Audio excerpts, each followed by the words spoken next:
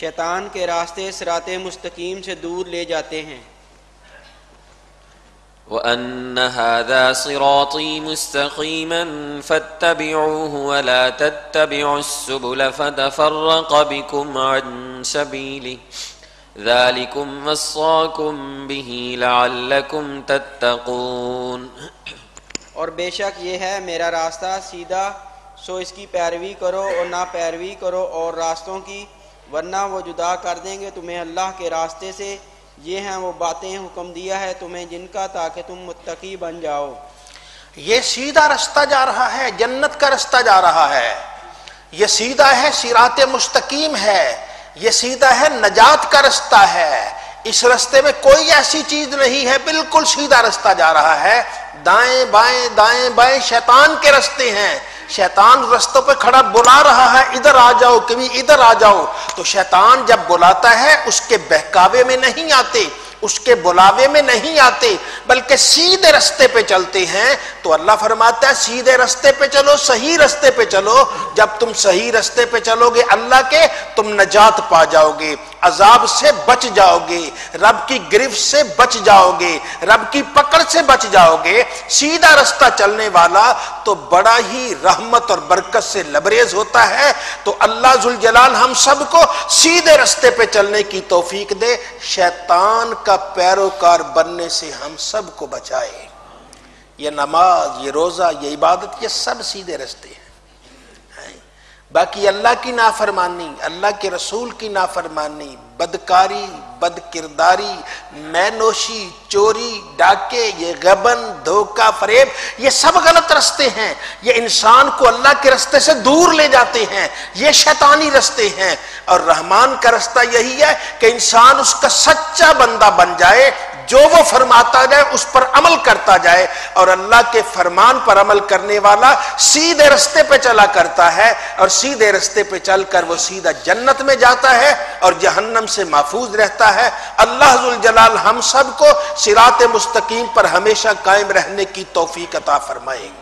چلیں۔ سيقول الذين أشركوا لو شاء الله ما أشركنا ولا آباؤنا ولا حرمنا من شيء كذلك كذب الذين من قبلهم حتى ذاقوا بأسنا قل هل عندكم من علم فتخرجوه لنا إن تتبعون إلا الظن وإن أنتم إلا تخرصون۔ اب کہیں گے جنہوں نے شرک کیا، اگر چاہتا اللہ تعالیٰ تو نہ ہم شرک کرتے اور نہ ہمارے باپ دادا اور نہ ہم حرام کرتے کسی چیز کو، ایسا ہی جھٹلایا تھا انہوں نے جو ان سے پہلے تھے، یہاں تک کہ چکھا انہوں نے ہمارا عذاب۔ آپ فرمائیے کیا تمہارے پاس کوئی علم ہے تو نکالو اسے ہمارے لیے، تم نہیں پیروی کرتے مگر نرے گمان کی، اور نہیں ہو تم مگر اٹکلے مارتے ہو۔ اب مشرک لوگ ہیں جو اللہ تعالیٰ کا شرک کرتے ہیں، پھر بعد میں کہیں جی جیسے تم کہتے ہو، پھر اگر اللہ نہ چاہتا تو ہم شرک نہ کرتے، نہ ہم کرتے، نہ ہمارے آباء و اجداد کرتے، اور نہ ہم کسی چیز کو حرام کرتے۔ تو یہی وہ بہانے ہیں جن سے پہلے لوگ بھی کرتے تھے۔ اللہ نے تو تمہیں سیدھا رستہ بتا دیا ہے، رب تو بار بار کہتا ہے اٹھو اٹھو اس کی بندگی کرو، رب تو بار بار فرماتا ہے شرک نہ کرو، نافرمانی نہ کرو، اللہ تعالیٰ کے بتائے ہوئے رستے پہ چلو، غلط رستے پہ نہ چلو۔ پھر بھی تم چلتے جاؤ تو اس میں رب تعالیٰ کا تو کوئی قصور نہیں ہے۔ رب نے تو تمہیں آنکھیں دی، تم اگر کچھ صلاحی لے کر آنکھوں کو ضائع کرتے، اس میں رب کا کیا قصور ہے؟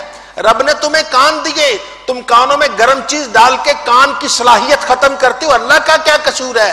رب نے تمہیں ہاتھ دیے، تم کو چیز لگا کر ہاتھ کی انگلیاں توڑ لو، اس میں اللہ کا کیا قصور ہے؟ اللہ نے تو تمہیں سب کچھ صحیح دیا ہے۔ اب بعد میں یہ بہانے بناتے رہنا ایسا نہیں ہے۔ اللہ تعالیٰ نے تمہیں سیدھا رستہ بتایا، چلنے کی صلاحیت دی، تمہیں سب کچھ عطا کیا ہے، اب تم ادھر ادھر اپنی مرضی سے ہو گئے ہو، یہ خدا نے ایسا تو نہیں کیا، خدا نے تو تمہیں سیدھا رستہ بتایا تھا۔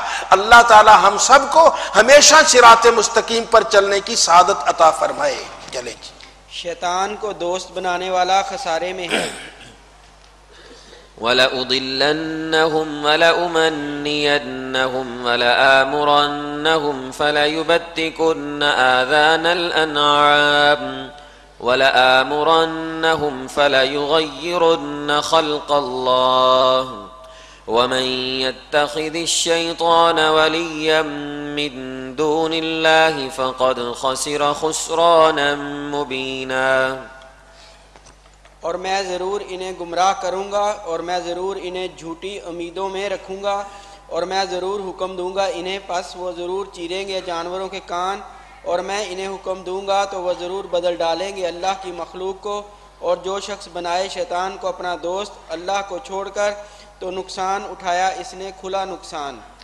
اب اللہ رب العزت نے شیطان کے گلے میں لعنت کا ٹوک ڈالا، شیطان سے کہا کہ آدم علیہ السلام کو سجدہ کرو، اس نے سجدہ نہیں کیا۔ جب اس نے سجدہ نہیں کیا تو رب نے کہا تو نے سجدہ کیوں نہیں کیا؟ یا اللہ میں اس سے بہتر ہوں، مجھے تو نے آگ سے پیدا کیا، اسے مٹی سے پیدا کیا، میں تو بہتر ہوں۔ اللہ فرمائے گا نکل جاؤ یہاں سے۔ اللہ نے فرمایا نکل جاؤ، جنت سے نکل جاؤ، اب قیامت تک تجھ پر لعنت کا توق ہوگا، تیرے گلے میں لعنت ہوگی قیامت تک، نکل جاؤ یہاں سے۔ کہ یا اللہ مہلت دے دے۔ رب نے کہا ٹھیک ہے تجھے مہلت ہے، یوم معلوم تک تجھے مہلت ہے۔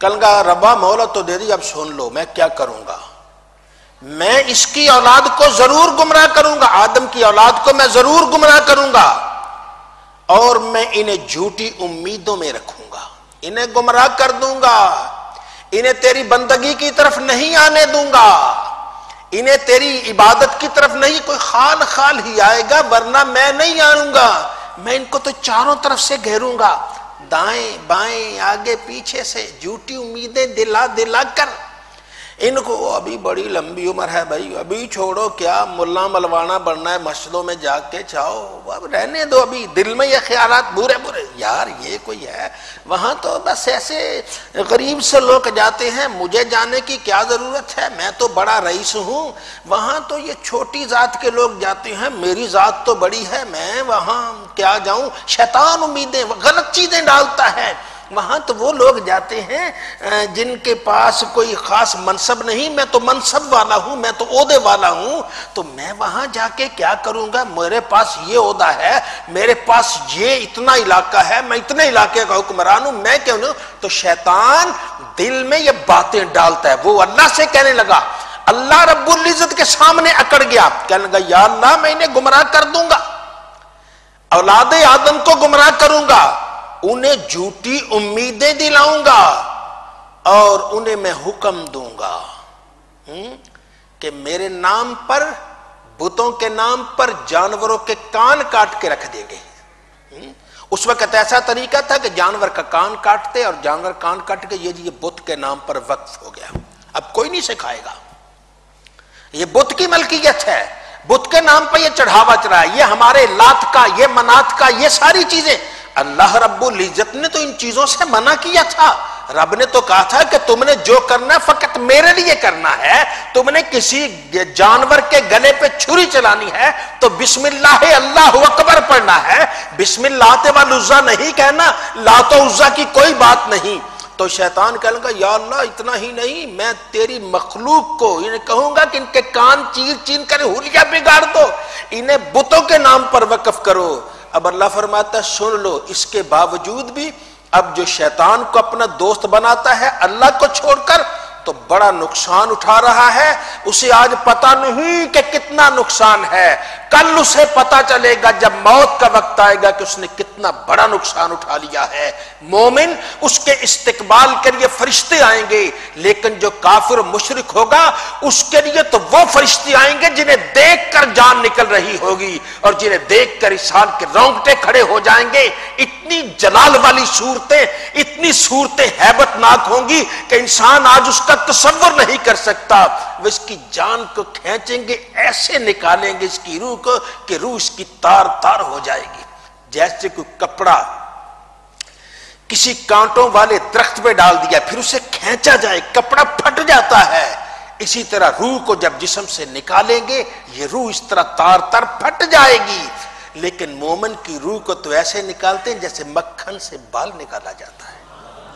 مومن کی روح بڑے آرام سے نکلے گی. ظاہری طور پر ہمیں کبھی کبھی محسوس ہوتا ہے کہ یہ بے قراری ہے، وہ بے قراری نہیں ہوتی، وہ کچھ اور ہوتا ہے. وہ اللہ کی رحمتوں کو دیکھ کر وجد میں آنا ہوا کرتا ہے. تو مومن یہ اللہ تعالیٰ کے انعامات سے، اس کی رحمتوں سے مالا مال ہوتا ہے. مومن ان چیزوں سے نہیں گھبراتا. مومن کا وقت آخرت بہت اچھا ہوتا ہے، لیکن جو مشرک ہے اس کا وقت آخرت بھی بڑا برا ہے. ظاہری طور پر ہم کو ایک جیسا نظر آتا ہے، لیکن ایک جیسا نہیں، اندر سے بڑا فرق ہے. مومن اللہ کی رحمتوں میں مالا مال ہے اور مشرک کو عذاب الہی سے گرفتار کیا جا رہا ہے. اللہ فرماتا ہے شیطان کے آج اگر تم پیروکار بنو گے تو نقصان اٹھاؤ گے، اور کتنا نقصان ہوگا؟ بہت بڑا نقصان ہوگا.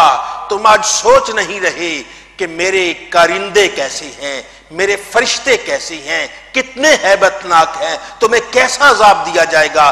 تو آئیے اللہ تعالیٰ سے دعا مانگتے ہیں، اے خالق و مالک، اے پاک پروردگار، ہمیں ہمیشہ اپنی رحمتوں میں رکھنا، ہمیں اپنی نافرمانی سے بچا لینا. ہم کم ہمت ہیں، اے خالق و مالک ہمیں وہ اعلیٰ ہمت والا کر دے کہ اگر کوئی رستے میں برائی آئے تو ہمیں برائی کی طرف نہ دیکھیں، ہم سیدھے تیرے رستے کی طرف دیکھیں. تو اللہ تعالیٰ ہم سب کو اپنے کرم سے، اپنی رحمت سے مالا مال فرمائے. یہ آنکھیں غلط جگہ استعمال کے لیے نہیں ہیں. یہ آنکھیں تو بزرگوں کی زیارت کے لیے ہیں. یہ آنکھیں تو والدین کی زیارت کے لیے ہیں. یہ آنکھیں تو مساجد کی زیارت کے لیے ہیں. یہ آنکھیں تو قرآن پاک اور حدیث پاک کی زیارت کے لیے ہیں. یہ آنکھیں ہیں تو مکہ مکرمہ مدینہ منورہ کی زیارت کے لیے ہیں. یہ آنکھوں کو ہم غلط کام کی طرف لگا کر اپنی آنکھوں کا نور ضائع کر دیں تو یہ اس میں ہمارا قصور ہے. رب نے تو یہ برکت اور رحمت والی آنکھیں دی ہیں. ان آنکھوں میں تڑپ چاہیے، کسی اللہ والے کے دیدار کی تڑپ چاہیے. جب آنکھوں میں اللہ والے کے دیدار کی تڑپ ہوگی، اللہ تعالیٰ پھر آنکھوں کو وہ نور عطا فرمائے گا کہ یہ نور جہاں جہاں پڑتا جائے گا پھر اللہ تعالیٰ اس کی قسمت کو بھی بدلتا جائے گا. رب تعالیٰ اس پہ بھی اپنی رحمت نازل فرماتا جائے گا. چلیے جی.